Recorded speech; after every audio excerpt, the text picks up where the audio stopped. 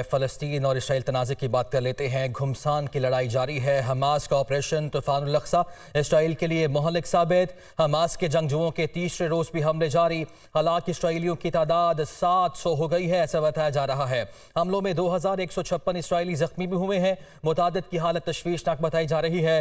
फ़लस्तीनी जंगजुओं के इसराइली शहरों और कस्बों पर टारगेटेड हमले।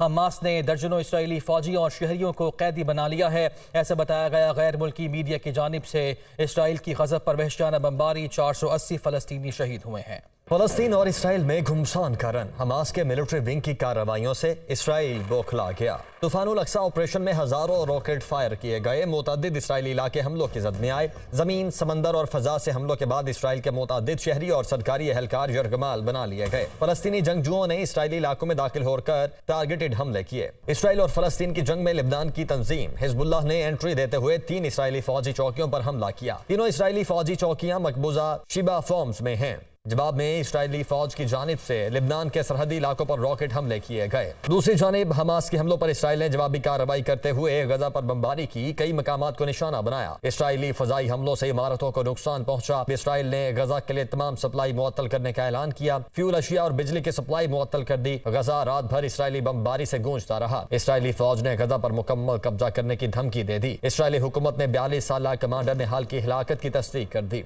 इस्लामिक कॉन्फ्रेंस तंजीम ने फ़लस्तीनियों के खिलाफ इसराइली जारियत की मजम्मत की। OIC का कहना था कि आलमी बरादरी मुदाखलत करे और जारियत रुकवाए। इलाकाई अदम इस्तेहकाम की वजह इसराइल के फ़लस्तीनी इलाकों पर हमले हैं। एलामिया में मजीद कहा गया है कि आलमी बरादरी निहत्ते लोगों का तहफ़्फ़ुज़ करे। फ़लस्तीनी इलाकों से इसराइली कब्जा खत्म करवाने के लिए संजीदा सियासी अमल की जरूरत है।